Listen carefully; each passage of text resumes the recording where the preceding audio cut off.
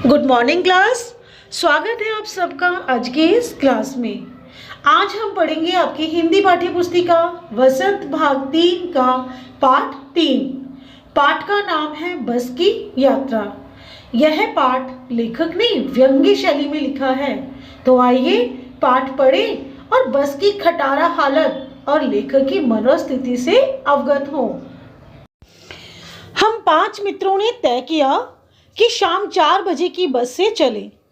पन्ना से इसी कंपनी की बस सतना के लिए घंटे भर बाद मिलती है, जो जबलपुर की ट्रेन मिला देती है। सुबह घर पहुंच जाएंगे। हम में से 2 को सुबह काम पर हाजिर होना था, इसीलिए वापसी का यही रास्ता अपनाना जरूरी था। लोगों ने सलाह दी कि समझदार आदमी इस शाम वाली बस से सफर नहीं करते। क्या रास्ते में डाकू मिलती हैं? नहीं, बस डाकिन है। यानी कि लेखक और उनके 4 मित्रों यानी कि 5 लोगों ने इस बस से यात्रा करने का निश्चय किया, क्योंकि उन्हें इसी बस से वापस भी आना था और 2 को तो अपने अपने काम पर भी जाना था। इसीलिए उन लोगों ने इस बस को चुना। लेकिन आसपास के लोगों ने उन्हें सलाह दी कि वे इस बस से सफ़र नहीं करें, क्योंकि समझदार आदमी इस बस को नहीं चुनते। लेखक ने पूछा, क्यों भाई, हम इस बस से सफ़र क्यों नहीं करें? क्या रास्ते में डाकू मिलते हैं यदि हम इस बस से सफ़र करेंगे? तो लोगों ने उन्हें क्या बताया कि रास्ते में डाकू नहीं मिलेंगे, यह बस तो खुद ही डाकिन है। डाकिन यानी कि डाकू का स्त्रीलिंग। बस को देखा तो श्रद्धा उमड़ पड़ी। खूब वयोवृद्ध थी, सदियों के अनुभव के निशान लिए हुए थी। लोग इसलिए इससे सफ़र नहीं करना चाहते कि वृद्धावस्था में इसे कष्ट होगा। यह बस पूजा के योग्य थी, उस पर सवार कैसे हुआ जा सकता है? यानी जब लेखक ने उस बस को देखा तो उनकी उस बस के प्रति श्रद्धा उमड़ पड़ी, क्योंकि वह बस उन्हें बहुत वयोवृद्ध यानी आयु में बहुत बुजुर्ग लग रही थी। वह बस बहुत पुरानी थी।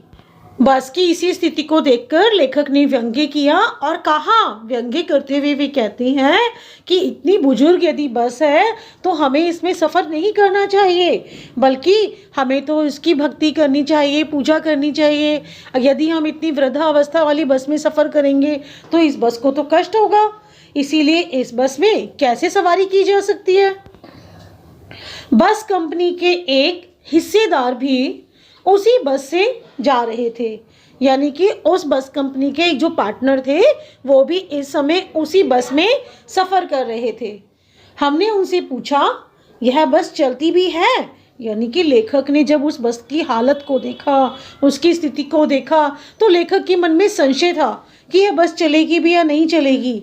इसीलिए उन्होंने व्यंग्य करते हुए उन हिस्सेदार साहब से पूछा कि भाई क्या यह बस चलेगी भी? तो वे क्या बोलते हैं कि चलती क्यों नहीं है जी, अभी चलेगी। हमने कहा वही तो हमें देखना है, अपने आप चलती है यह? हाँ जी, और कैसे चलेगी? अब हिस्सेदार साहब तो उस बस कंपनी से संबंधित थे, इसीलिए वो तो अपनी बस की कैसे बुराइयां कर सकती हैं, कैसे उसकी कमियां निकाल सकते हैं। इसीलिए वे उसकी तारीफ करते हुए कहते हैं कि भी क्यों नहीं चलेगी, यह बस तो अपने आप चलती है। गजब हो गया, ऐसी बस अपने आप चलती है। लेखक ने उनकी बात पर आश्चर्य व्यक्त करते हुए क्या कहा कि इस हालत की बस भी अपने आप चल सकती है। हम आगा पीछा करने लगे। यानी लेखक ने ऐसा कह तो दिया, लेकिन उन्हें अपने शब्दों पर थोड़ी लज्जा से अनुभव हुई, शर्म से अनुभव हुई, इसीलिए वे दाएं बाएं देखने लग गए। डॉक्टर मित्र ने कहा, डरो मत, चलो, बस अनुभवी है, नई नवेली बसों से ज़्यादा विश्वसनीय है, हमें बेटों की तरह प्यार से गोद में लेकर चलेगी। तो लेखक और उनके 4 मित्र इस बस में सफ़र कर रहे थे। उनमें से एक मित्र उनके डॉक्टर भी थे। तो वो डॉक्टर मित्र क्या बोलते हैं लेखक से कि भी डरो मत, यह बस तो वृद्धावस्था में है, यह ज़्यादा बुजुर्ग है, और ज़्यादा बुजुर्ग होने के कारण यह कैसी है, अनुभवी है, और अनुभवी होने के कारण यह बस हमें धोखा नहीं देगी, बल्कि हमें प्यार से अपनी गोद में बिठाकर यानी कि अपनी बस की हमें बहुत प्यार से सवारी करवाएगी। हम बैठ गए। जो छोड़ने आए थे वे इस तरह देख रहे थे जैसे अंतिम विदा दे रहे हैं। यानी कि उस बस की हालत को देखकर शायद उन लोगों को भी लग रहा था कि जो लोग इस बस में अब सवारी कर रहे हैं शायद वे अब कभी लौट कर ना आए। उनकी आंखें कह रही थी, आना जाना तो लगा ही रहता है, आया है सो जाएगा। राजा रंक फकीर। आदमी को कूच करने के लिए एक निमित्त चाहिए। निमित्त यानी कि कारण, यानी कि हर व्यक्ति को इस संसार से कूच करने के लिए, संसार से जाने के लिए कोई ना कोई कारण तो चाहिए ही होता है। तो ऐसा लग रहा था कि वे लोग उन लेखक और उनके मित्रों से कह रहे थे कि तुम्हारी मृत्यु का कारण यानी तुम्हारे संसार से कूच करने का कारण तो यह बस ही बनेगी। इंजन सचमुच स्टार्ट हो गया, ऐसा जैसे सारी बस ही इंजन है और हम इंजन के भीतर बैठे हैं। कांच बहुत कम बचे थे, जो बचे थे उनसे हमें बचना था कि उस बस में बहुत ही कम संख्या में कांच थे। और लेखक यहाँ फिर से व्यंग्य करते हुए क्या कहते हैं कि जितने कम कांच बचे थे अब उन कांचों से हमें बचना था, यानी अपनी रक्षा करनी थी। हम फौरन खिड़की से दूर सरक गए। इंजन चल रहा था, हमें लग रहा था कि हमारी सीट के नीचे इंजन है। बस सचमुच चल पड़ी और हमें लगा कि यह गांधी जी के असहयोग और असविनय अवज्ञा आंदोलन के वक्त अवश्य जवान रही होगी। उसे ट्रेनिंग मिल चुकी थी, हर हिस्सा दूसरे से असहयोग कर रहा था। यानी यहाँ फिर लेखक अपनी व्यंग्य शैली का प्रयोग करते हुए बस की अवस्था को किससे जोड़ रहे हैं, गांधी जी के द्वारा किए गए असहयोग आंदोलन से। यानी कि असहयोग आंदोलन में जहां भारतीयों ने यह प्रण लिया था कि वे अंग्रेजों का सहयोग नहीं करेंगे, तो यहाँ भी लेखक बस की स्थिति को देखते हुए कहते हैं कि ऐसा लग रहा था कि बस की पूरी बॉडी में जितने भी अंग थे वे सभी एक दूसरे से असहयोग कर रहे थे। सीट का बॉडी से असहयोग चल रहा था।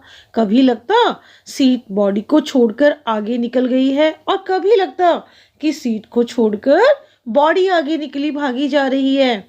8-10 मील चलने पर सारे भेदभाव मिट गए।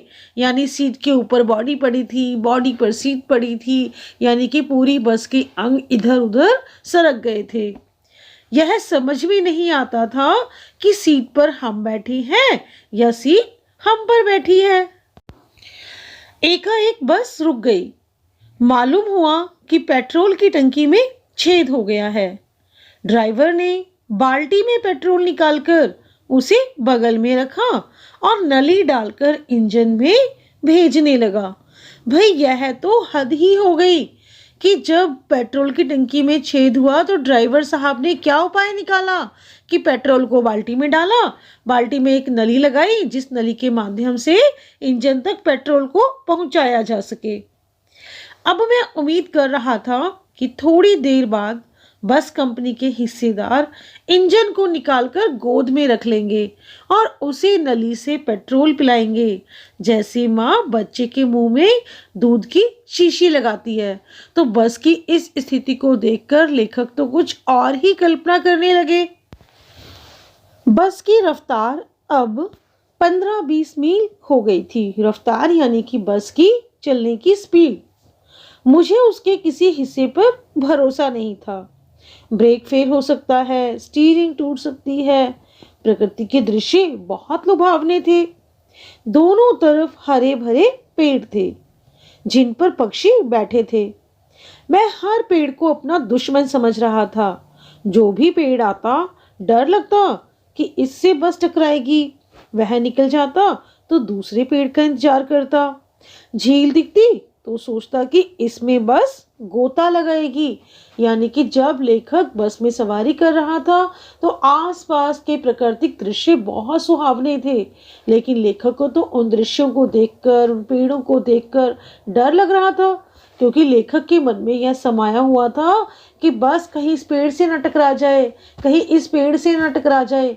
कोई पेड़ आगे निकल जाता, फिर लगता कि थैंक गॉड इस पे तो बच गए, लेकिन हो सकता है आगे वाले पेड़ से बस टकरा जाए।